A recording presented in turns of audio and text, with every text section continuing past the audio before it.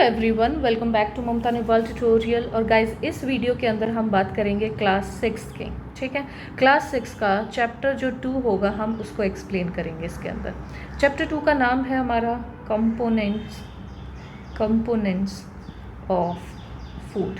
ठीक है, इससे पहले वाली जो वीडियो थी उसके अंदर हम फूड के बारे में क्लियर कर चुके हैं, यानी पहले जो चैप्टर है उसके अंदर फूड क्या है, उसका सोर्स कहाँ कहाँ पे होता है, ये चीज़ तो हम क्लियर कर चुके हैं। इस वीडियो के अंदर और इस चैप्टर के अंदर हम क्लियर करेंगे कि फूड जो है वो किस कंपोनेंट से बना हुआ होता है, यानी फूड किस किस चीज़ से मिलके बना है, हम उसके ऊपर बात करेंगे इस पूरे चैप्टर में। ठीक है, जैसे कि फूड होता क्या है, ये हमारा क्या है, एक मील है। तो मील हमारा, अगर हम इंडिया की बात करें तो नॉर्मली जो हमारा मील होता है उसके अंदर एक आइटम तो हमारा क्या होता है, ग्रेन से मिलके बना हुआ होता है। एटलीस्ट वन आइटम होता ही होता है, या तो चपाती होगी या फिर राइस होगी। नेक्स्ट हमारे पास जो दूसरा होगा, यानी एक आइटम तो हमारा किससे होगा, ग्रेन से बना होगा। दूसरा कुछ भी हो सकता है, जैसे डिश ऑफ मीट हो सकता है, यानी मीट के साथ जो नॉन वेजिटेरियन है वो खाते हैं।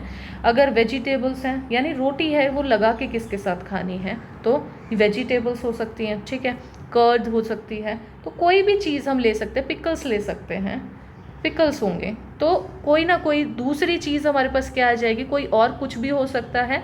लेकिन एक आइटम तो इंडिया में तो खासकर एक आइटम तो हमारा ग्रेन से बना होगा, या तो राइस होगी या फिर चपाती होगी हमारे हर मील के लिए। तो ये मील क्या है, ये है हमारा फूड, जिसकी हमें बात करनी है, जिसके हमें कंपोनेंट्स के बारे में पढ़ना है। ठीक है, तो इसके लिए हम सबसे पहले ये देखेंगे कि क्या क्या चीज़ों से मिलके हमारा जो फूड होता है वो बना हुआ होता है। जो हमारा फूड है, जो हमारा मील है, वो किस चीज़ से मिलके बना होता है, वो होता है इंग्रेडिएंट से मिलके बना हुआ होता है। ठीक है, हमें कोई भी खाना बनाना है, कोई भी सब्ज़ी बनानी है, उसके लिए हमें क्या चाहिए होती है, इंग्रेडिएंट्स चाहिए होते हैं।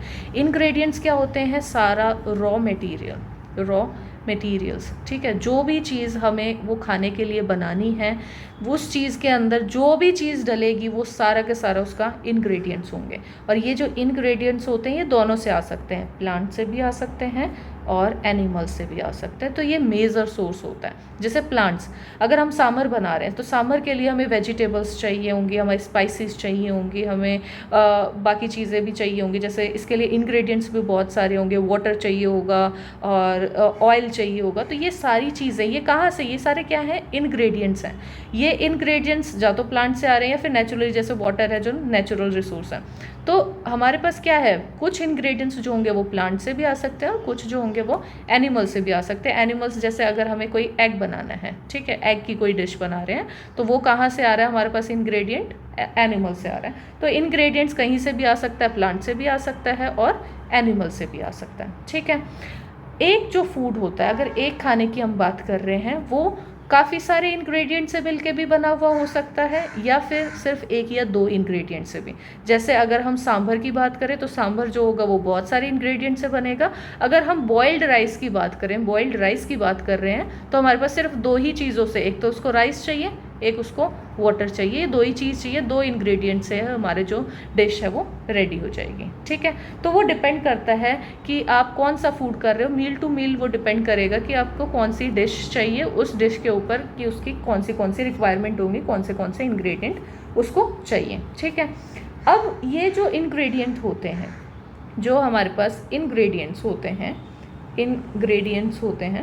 ये इंग्रेडिएंट्स क्या होते हैं, किस चीज़ से मिले हुए होते हैं, कुछ कंपोनेंट से मिलके बने हुए होते हैं। ठीक है, कंपोनेंट्स यानी देखो, स्पाइसेस जो होंगे वो भी काफ़ी सारी चीज़ों से मिलके बने हुए होंगे। स्पाइसेस ऐसा नहीं है एक तो चिली होगा, कुछ कोरिएंडर भी डालते हैं, कुछ और स्पाइसेस भी, मतलब हमारे स्पाइसेस भी अलग अलग होंगे, वो भी मतलब क्या है, ये कंपोनेंट्स हैं। ऑयल है, ऑयल आप कौन सा यूज़ कर रहे हो, वो उसका कंपोनेंट है। तो ये जो कंपोनेंट्स होते हैं जिससे मिलके हमारे पास ये पूरा बना है। और गाइज ये चीज़ याद रखना, इंग्रेडिएंट्स का मतलब सिर्फ और सिर्फ स्पाइसेस या नमक मिर्च व मसाला यही नहीं है। इसके अंदर अगर आप वेजिटेबल्स ले रहे हो, इसके अंदर आप अगर मीट ले रहे हो, सारी चीज़ उसके इंग्रेडिएंट्स में आएंगी। यानी जो भी चीज़ आपने डाली है उस खाने में, वो सारा का सारा किस में आएगा, इंग्रेडिएंट्स में आएगा। ठीक है, ये जो कंपोनेंट्स जिससे मिलके ये इंग्रेडिएंट्स बने हैं या फिर वो जो हमारा फूड बना है, उसको हम क्या कहते हैं, न्यूट्रिएंट बोलते हैं। ठीक है, ये क्या होते हैं, न्यूट्रिएंट्स होते हैं। ठीक है, जो न्यूट्रेंट होता है ये भी हमारे पास जो मेजर न्यूट्रेंट होता है। ठीक है, सबसे पहले हम बात करेंगे मेजर न्यूट्रेंट्स की। मेजर न्यूट्रिएंट्स हमारे काफ़ी सारे टाइप्स के होते हैं, जैसे कि हमारे पास क्या है, कार्बोहाइड्रेट। कार्बोहाइड्रेट्स हैं, बहुत इंपॉर्टेंट है हमारी बॉडी के लिए, ये एनर्जी देता है, एनर्जी प्रोवाइड करता है, ठीक है। फिर आता है हमारे पास प्रोटीन हमारे क्या है, बॉडी मसल्स वगैरह को ग्रो करने में हेल्प करता है। फैट, ये भी हमारे पास बहुत ज़्यादा एनर्जी प्रोवाइड करता है। अगर हम कार्बोहाइड्रेट और फैट को कंपेयर करें, अगर सेम अमाउंट में होगा तो हमारे जो फैट होगा वो ज़्यादा एनर्जी देता है, ठीक है। ये एनर्जी गिविंग होती हैं। जो हमारे पास विटामिन्स होते हैं, ये क्या करते हैं, हमें हेल्प करते हैं किसी भी जो पैथोजेंस वगैरह होते हैं, किसी भी इन्फेक्शन से उनसे लड़ने की क्षमता लाते हैं और उनको हेल्प करते हैं कि हमारी बॉडी जो होगी वो डिजीज़ फ्री रहे, ठीक है। मिनरल्स होते हैं, ये सारे के सारे किस में आते हैं, हमारे पास मेजर कंपोनेंट्स होते हैं, जो न्यूट्रिएंट होते हैं उनके मेजर कंपोनेंट्स, ठीक है। लेकिन इनके अलावा हमारे पास दो और चीज़ ऐसी होती हैं जिनको भी हम न्यूट्रिएंट के रूप में लेते हैं, लेकिन एज अ न्यूट्रिएंट वो होते नहीं हैं, यानी वो हमें कोई चीज़ दे नहीं रही। जैसे कि हमारे पास क्या है, वाटर हमें कोई स्पेसिफिक कोई न्यूट्रिएंट, कोई प्रोटीन, कोई चीज़ नहीं प्रोवाइड कर रहा है, लेकिन ये इम्पॉर्टेंट होता है हमारी बॉडी को, यानी हमें जो हम डाइट ले रहे हैं उसके अंदर वाटर होना ज़रूरी है। ये क्या करता है, डिटॉक्सीफाई करता है हमारी बॉडी को, ठीक है। जैसे अगर हमारे पास जितने भी हार्मफुल सॉल्ट्स वगैरह होते हैं हमारी बॉडी के, ठीक है, वो सॉल्ट्स कैसे होगा, या तो स्वेटिंग में निकाल देगा या फिर यूरिनेशन में निकाल देगा, तो वो निकालने में हमारे पास हेल्प कर रहा है, क्या कर रहा है, वाटर, ठीक है। दूसरा हमारे पास क्या है, डाइटरी फाइबर मतलब रफेज।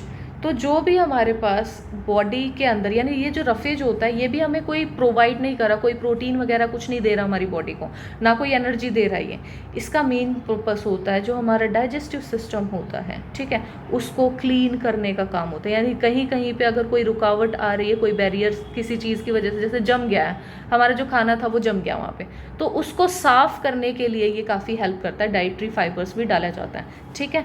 ये मेजर कंपोनेंट ऐसा नहीं कह सकते कि ये न्यूट्रिएंट का मेजर कंपोनेंट है, ठीक है, लेकिन ये पार्ट होते हैं हमारे न्यूट्रिएंट की ज़रूरत होती है। अगर ये ना हो, जैसे वाटर ना होगा तो हमारे पास ना एब्जॉर्प्शन होने में भी प्रॉब्लम करेगा। हमारा वाटर की वजह से डाइजेशन ईजिली हो पाता है और एब्जॉर्प्शन भी ईजिली हो पाता है, तो ये भी हमारे पास होना चाहिए, ठीक है।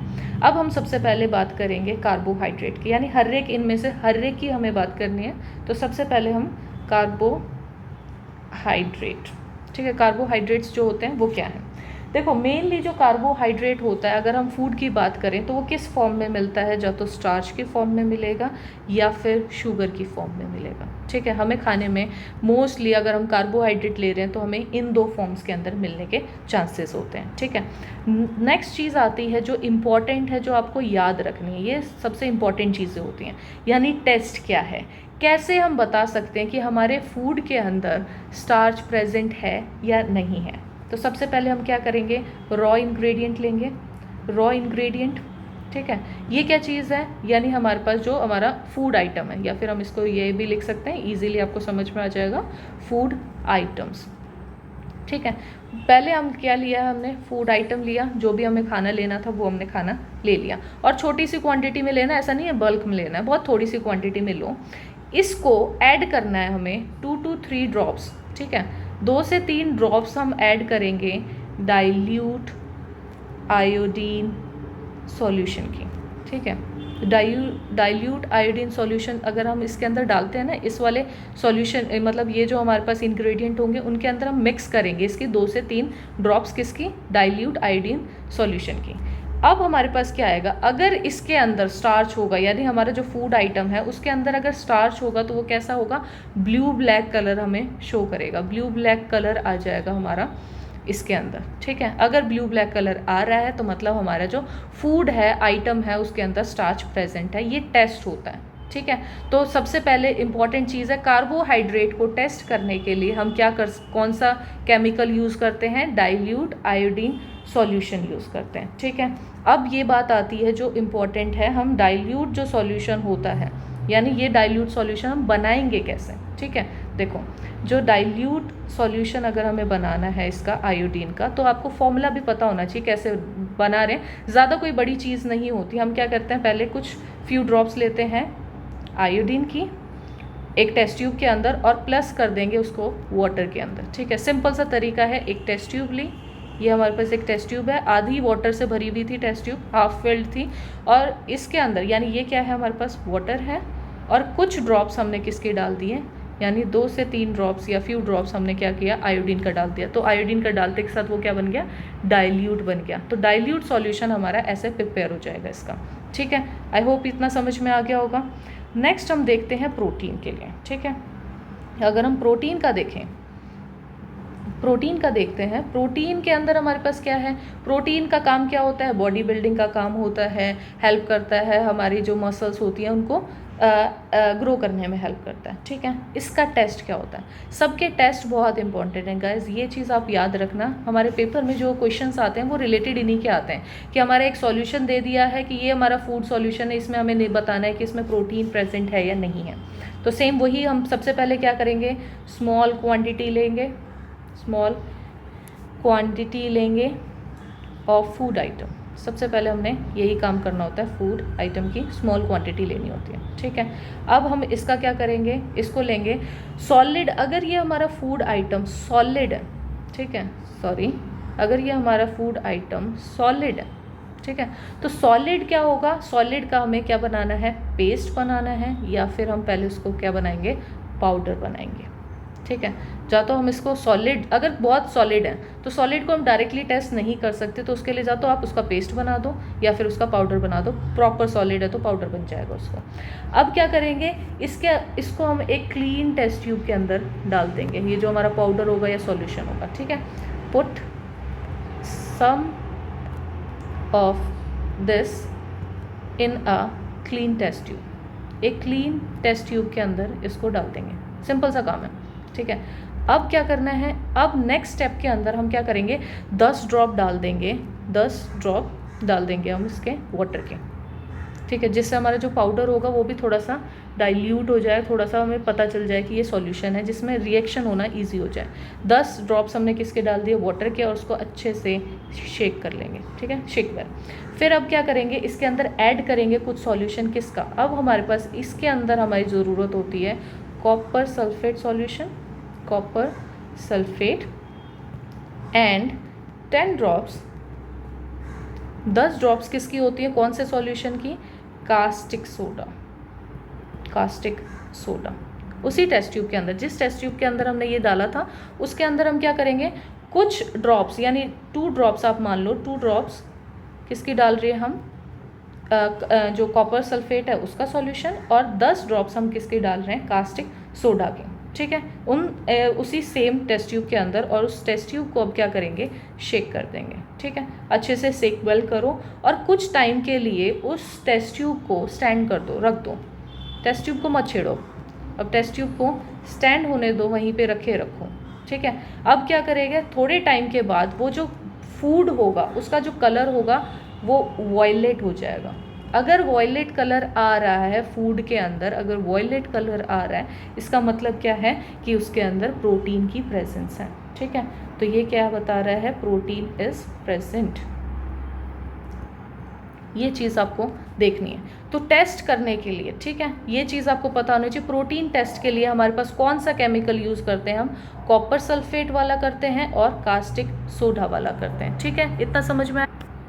अब देखो, ये बनाने के भी तरीके होते हैं, यानी अगर हमें ये बनाना है तो अब ये बनेगा कैसे, इन दोनों सॉल्यूशंस का भी हमें देखना पड़ेगा। जैसे अगर हम कॉपर सल्फेट की बात करें, कॉपर सल्फेट सॉल्यूशन की अगर हम बात करते हैं, ठीक है, ये कैसे बनेगा, इसको हम डिज़ोल्व करेंगे। देखो, डिज़ोल्व सिंपल सा तरीका होता है, डिज़ोल्व 2 ग्राम, 2 ग्राम हमें डिज़ोल्व करना है copper sulphate, copper sulphate SULPHAT।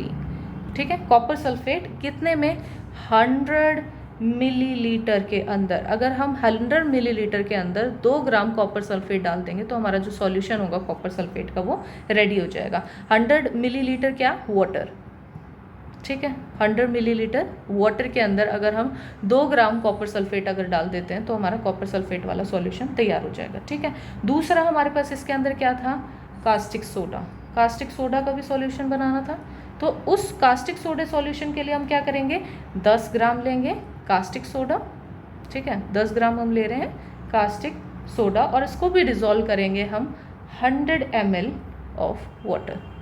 Simple सा तरीका है। 100 ml वाटर के अंदर हम 10 ग्राम कास्टिक सोडा लेंगे, हमारा सॉल्यूशन बन गया। यहाँ पे 2 ग्राम हमें कॉपर सल्फेट लेना था और हमारा सॉल्यूशन बन गया। ठीक है, जैसे ये सॉल्यूशन पूरा हो जाए हमें क्या करना है, फूड आइटम लेना है, उसका पेस्ट बनाना है या पाउडर बनाना है। फिर हम उसके अंदर क्या करेंगे, एक टेस्ट ट्यूब के अंदर डाल देंगे और 10 ड्रॉप डाल देंगे पानी के, जिससे वो अच्छे से मिक्स हो जाए। अच्छे से शेक करेंगे उसको। उसके बाद हम क्या करेंगे, 2 ड्रॉप्स डालेंगे हमारा कौन सा, कॉपर सल्फेट का जो सॉल्यूशन बनाया था, जिसमें 2 ग्राम कॉपर सल्फेट लिया था और 100 ml वाटर लिया था, उसकी 2 ड्रॉप्स और 10 ड्रॉप्स डालेंगे हम कास्टिक सोडा के। तो जैसे ये डलेगा उसके बाद हमें देखना है कि वॉयलेट कलर आ रहा है या नहीं आ रहा है। तो अब क्वेश्चंस कैसे आते हैं एग्जाम में, क्वेश्चंस कैसे आएंगे कि हमें एक फूड आइटम दिया गया है और उस फूड आइटम के अंदर हमने कॉपर सल्फेट और कास्टिक सोडा डाल दिया, लेकिन उसका कलर जो है वो वॉयलेट नहीं आता, या फिर कैसा कलर आएगा अगर प्रेजेंस होगी जो प्रोटीन है, प्रोटीन की प्रेजेंस कैसे शो करेगी। तो आपको पता होना चाहिए अगर वॉयलेट कलर आ रहा है तो प्रोटीन जो होगा वो प्रेजेंट होगा। ठीक है, तो ये चीज़ें आपको इसके अंदर याद रखनी है। ठीक है, आई होप इतना सब कुछ समझ में आ रहा है। नेक्स्ट हम चलते हैं टेस्ट फॉर फैट। ठीक है, अब फैट को भी तो हमें बताना है क्योंकि हमारा ये भी तो एक कंपोनेंट है फैट। अब फैट को समझने के लिए देखो, फैट होता क्या है, फैट हमें क्या प्रोवाइड करेगा, एनर्जी। सबसे ज़्यादा एनर्जी हमारे पास कौन देता है, फैट देता है। अगर हम कार्बोहाइड्रेट की भी बात करें वो भी एनर्जी गिविंग होता है, लेकिन कंपेयर करें तो फैट जो होता है वो ज़्यादा होता है। ठीक है, सेम चीज़ है। सबसे टेस्ट करने के लिए सबसे पहले क्या करेंगे, स्मॉल क्वान्टिटी लेंगे, स्मॉल क्वान्टिटी ऑफ फूड। सबसे पहले का तो हमारा यही काम होता है, हम सीधा का सीधा खाना लेंगे और कुछ ले लेंगे उसमें से क्वांटिटी। ठीक है, दूसरा उसको क्या करेंगे, देखो फैट करने के लिए, फैट को फाइंड आउट करने के लिए बहुत इजी तरीका होता है। इसको क्या करो, रैप कर दो एक पेपर के अंदर। ठीक है, एक पेपर के अंदर इसको रैप कर दो। यानी हमारे पास जैसे मान लो ये हमारे पास एक ऑब्जेक्ट था, इसके अंदर क्या किया, इसको हमने पेपर से ऐसे कवर कर लिया। इसको कवर कर लो पूरा का पूरा, और साथ में जो पीस ऑफ पेपर हम यूज़ कर रहे हैं, पीस ऑफ पेपर हम यूज़ कर रहे हैं, इस पेपर के अंदर ही रखे को इसको क्या करो, क्रश कर लो, क्रश इट। और ध्यान रखें कि पेपर जो होगा वो फटे ना। ठीक है, इसको हमने क्या किया, देखो छोटी सी अमाउंट ली हमने, कोई भी एक छोटे से अमाउंट ली उस आइटम की, उस आइटम को पेपर के अंदर रैप कर दिया, यानी पेपर के अंदर उसको डाल दिया और पेपर के अंदर ही रखे को इसको क्रश कर दिया। किसी भी चीज़ से आप उसको हल्का हल्का सा क्रश कर लो। क्रश करते के साथ पेपर को आप क्या करोगे, खोल के देखोगे, आप पेपर को उसको बिल्कुल सीधा करोगे, उस मटेरियल को निकाल दोगे। अगर यहाँ पे आपको कहीं पे भी ऑयल के पैच नज़र आ रहे हैं, पेपर के अंदर कहीं पे भी ऑयल पैच अगर नज़र आ रहे हैं, ये क्या है, ऑयल पैच, वो नज़र आ रहे हैं, तो इसका मतलब क्या है कि इसके अंदर हमारे पास जो हमारा फूड था उसके अंदर क्या है, फैट प्रेजेंट है। ठीक है, ये हमारे पास क्लियरली शो करेगा। तो ये बहुत आसान सा तरीका होता है। फैट के लिए हमें कोई केमिकल बनाने की ज़रूरत नहीं होती, कोई चीज़ बनाने की ज़रूरत नहीं होती, बहुत इजीली हमें पेपर से ही पता चल जाता है कि फ़ैट प्रेजेंट है या नहीं है। ठीक है, अब देखो ये जो हमारे अभी तक हमने जितने भी ये सारी चीज़ें याद मतलब पढ़ी हैं, समझी हैं कि टेस्ट कौन से होते हैं, यानी कार्बोहाइड्रेट है, फैट है, प्रोटीन है, ये काम कहाँ कर रहे हैं। ठीक है, इंपॉर्टेंट चीज़ ये होती है इनकी यूज़ कहाँ पे आ रहे हैं, कहाँ पे हमारे काम कर रहे हैं। जैसे फैट है, फैट का क्या करता है, ये प्रोवाइड करता है एनर्जी। ठीक है, प्रोवाइड मोर एनर्जी। ठीक है, ये इसका मेन काम होता है। दूसरा हमारे पास क्या है, कार्बोहाइड्रेट। कार्बोहाइड्रेट का भी सेम ही काम होता है। कार्बोहाइड्रेट जो होते हैं वो भी हमारे पास एनर्जी ही प्रोवाइड करते हैं, लेकिन अगर सेम क्वांटिटी में, यानी 2 ग्राम हम कार्बोहाइड्रेट ले रहे हैं और 2 ग्राम हम फैट ले रहे हैं, तो फैट जो होगा वो ज़्यादा एनर्जी देगा और कार्बोहाइड्रेट हमारा कम एनर्जी देगा। लेकिन ये चीज़ हमेशा याद रखना गाइस, ज़्यादा अमाउंट में अगर हम फैट ले लेते हैं तो वो हमारी बॉडी के लिए अच्छा नहीं होता। ठीक है, वो क्या करेगा, वो हमें ओबेसिटी ला देगा, यानी मोटापा लेके आता है फैट। कार्बोहाइड्रेट अगर आप ज़्यादा क्वांटिटी में ले रहे हो तो वो एनर्जी ही देगा, वो ओबेसिटी के अंदर हमें जो चांसेस होंगे वो नहीं जाएंगे। ठीक है, तो इतना समझ में आया। उसके बाद हमारे पास क्या है, प्रोटीन। हम प्रोटीन की बात की थी, तो प्रोटीन हमारे पास क्या है, वो किसके लिए होता है, ग्रोथ और रिपेयर के लिए। ठीक है, needed for growth and repair, ये ग्रोथ करने में और रिपेयर ऑफ अवर बॉडी इसमें हेल्प करेगा। ठीक है, मेनली अगर हम नॉर्मल बात करें तो बॉडी बिल्डिंग जो होती है, बॉडी बिल्डिंग फूड जिसे कहते हैं, वो हमारे पास कौन सा होता है, प्रोटीन होता है, बॉडी बिल्डिंग फूड। ठीक है, इसके अलावा हमने ये 3 तो पढ़ लिए। ठीक है, नेक्स्ट हमारे पास जो इम्पॉर्टेंट वाला आएगा, जो थोड़ा कॉम्प्लेक्स है, वो है विटामिन्स। विटामिन्स कैसे कैसे हमें हेल्प कर रहे हैं, कहाँ कहाँ पे हेल्प कर रहे हैं। ठीक है, ये थोड़ा सा टफ पड़ेगा, यानी इसके अंदर हमारे पास क्या है, विटामिन्स बहुत सारे टाइप के होते हैं। फैट की कोई टाइप नहीं होती, कार्बोहाइड्रेट के कोई अलग से टाइप्स नहीं है, प्रोटीन के कोई अलग से टाइप्स नहीं है, लेकिन विटामिन्स के आपको टाइप्स पढ़ने पड़ेंगे और एक एक टाइप का अपना अपना काम होता है। तो मेनली अगर ओवरव्यू देखा जाए तो विटामिन्स का काम क्या होता है, हेल्प इन प्रोटेक्शन। ठीक है, ये प्रोटेक्ट करता है हमारी बॉडी को, प्रोटेक्टिंग अवर बॉडी अगेंस्ट, किसके खिलाफ करता है, यानी जो भी पैथोजन आ रहा है, कोई भी डिजीज आ रही है हमारी बॉडी के अंदर, उस डिजीज के खिलाफ हमें प्रोटेक्ट करता है। ठीक है, और हमारे इंपॉर्टेंट चीज़ क्या होती है, विटामिन्स किस किस के लिए इंपॉर्टेंट होता है, हमारी आइज़ के लिए इंपॉर्टेंट होता है, हमारी बोन्स के लिए इंपॉर्टेंट होता है, हमारे टीथ के लिए इंपॉर्टेंट होता है, यानी इन सबको हेल्दी रखने के लिए, गम्स को हेल्दी रखने के लिए हमें इंपॉर्टेंट है प्रॉपर अमाउंट में हम विटामिन्स लें। ठीक है, अब बात आती है विटामिन्स कितने टाइप के होते हैं। जैसे विटामिन ए की अगर हम बात करें, विटामिन ए ये किसको हेल्प कर रहा है, यानी ये हमें हेल्प कर रहा है, हमारी जो स्किन होती है और हमारी जो आई होती है, इसको हेल्दी रखेगा। ठीक है, स्किन और आई को हेल्दी रखने के लिए हमें कौन सा चाहिए होता है, विटामिन ए। ये इंपॉर्टेंट है गाइस, ये चीज़ आपको याद रखनी है कि कौन सा विटामिन किस चीज़ में हेल्प कर रहा है। अब देखो विटामिन सी क्या कर रहा है, it help in body to fight against. ठीक है, फाइट करने में हेल्प करता है, फाइट अगेंस्ट मैनी डिजीज़। ठीक है, बहुत सारी डिजीज़ के खिलाफ अगर हमें लड़ना है तो वो हमें कौन हेल्प करेगा, वो करेगा विटामिन सी। जैसे कि अगर अभी की बात करें तो जो कोरोना वायरस है वो भी फैल रहा है, उसके लिए भी विटामिन सी के कैप्सूल्स ज़्यादातर खाए जा रहे हैं। क्यों? क्योंकि ये हेल्प करता है हमारी इम्यूनिटी को बूस्ट करने के लिए।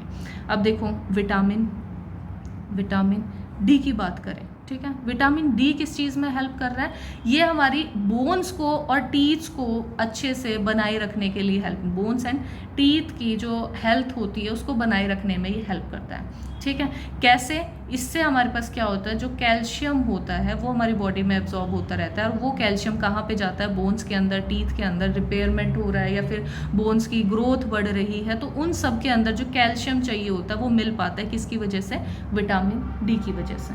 तो आई होप आपको ये सारी चीज़ें क्लियर हो गई होंगी, विटामिन क्या काम करता है और कौन सा विटामिन कौन सा काम करता है, जो इम्पॉर्टेंट है आपको याद रखना है।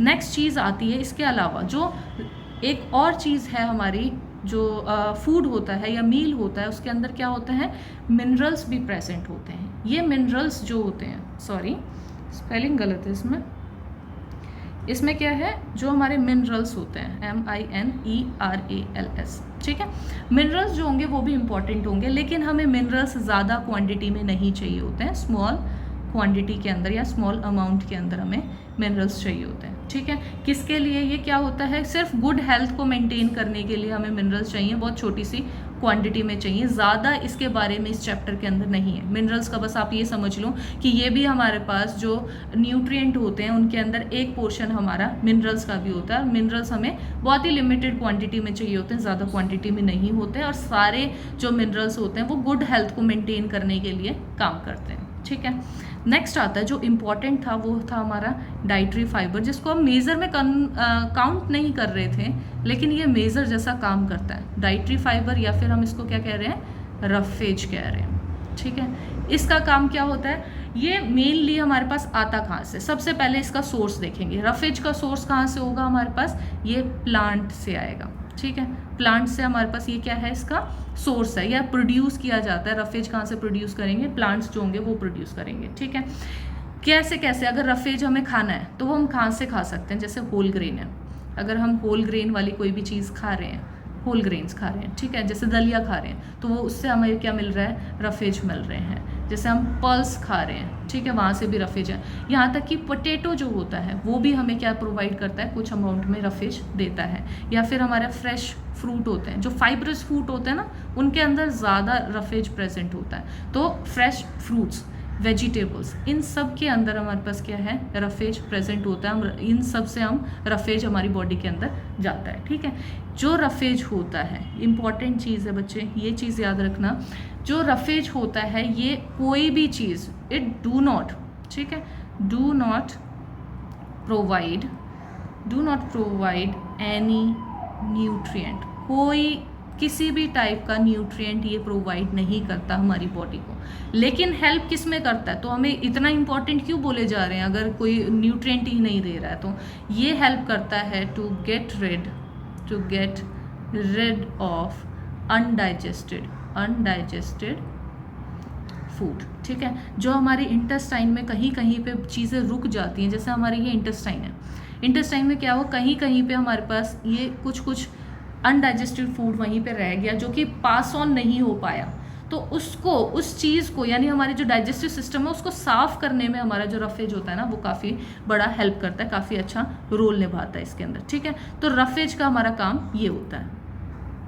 नेक्स्ट इंपॉर्टेंट आता है इसके अंदर वाटर, ठीक है। वाटर का अब क्या काम होता है, वाटर जो होता है एक तो हमें हेल्प करता है एब्जॉर्ब करने में जो न्यूट्रिएंट्स वगैरह होते हैं, यानी इतने जो प्रोटीन है, कार्बोहाइड्रेट्स है, अगर वाटर ना हो ना तो ये हमारी बॉडी एब्जॉर्ब डायरेक्टली ना कर पाए, तो वाटर की हेल्प से हमारी जो बॉडी होती है वो इजीली उसको एब्जॉर्ब कर पाती है। दूसरा हमारे पास क्या होता है, जो वेस्ट होता है हमारी बॉडी का, कुछ वेस्ट होते हैं जैसे हमारे सॉल्ट्स वगैरह होते हैं, उनको हमारी बॉडी से निकालने में हेल्प करते हैं। कहाँ से, जैसे यूरिन से निकालने में हेल्प कर देगा, या फिर स्वेट करेगा, ठीक है। हम स्वेट क्यों करते हैं, और स्वेट में स्मेल भी आती है, थोड़ा ना ये सॉल्टी होता है, क्यों, क्योंकि ये जो एक्स्ट्रा जो हमारे टॉक्सिक केमिकल्स होते हैं वो हमारी बॉडी से इससे निकल जाते हैं, ठीक है। तो वाटर भी हमारा काफ़ी अच्छा रोल निभाता है, हमें चाहिए होता है, हमारी डाइटरी जो डाइट्स होंगी या बैलेंस डाइट होगा उसके अंदर वाटर की भी क्वांटिटी हमें चाहिए होती है। तो आई होप गाइज इतना सब कुछ आपको समझ में आ गया होगा इस चैप्टर में, या इस वीडियो के लिए इस चैप्टर का बस इतना ही है। बाकी इस चैप्टर में अभी काफ़ी सारी इंपॉर्टेंट चीज़ बची हुई हैं, मिनरल्स, उसका सोर्स क्या होता है, डाइटरी फाइबर्स क्या होते हैं, सॉरी ये बार बार क्यों हो रहा है, मिनरल्स जो होंगे, मिनरल्स उनका सोर्स क्या क्या चीज़ आ जाएगी, डाइटरी जो बैलेंस डाइट होगा वो, उसकी डेफिशिएंसीज जो होंगी, वो सब के सब हम नेक्स्ट वीडियो के अंदर बात करेंगे, ठीक है। आई होप आपको ये सारे कॉन्सेप्ट क्लियर हो गए हैं। नेक्स्ट वीडियो में आप इस चैप्टर के बारे में पूरी डिटेल ले लोगे। तो thank you guys for watching this video. If you like this video please do like and subscribe my channel, and thank you guys for watching this video.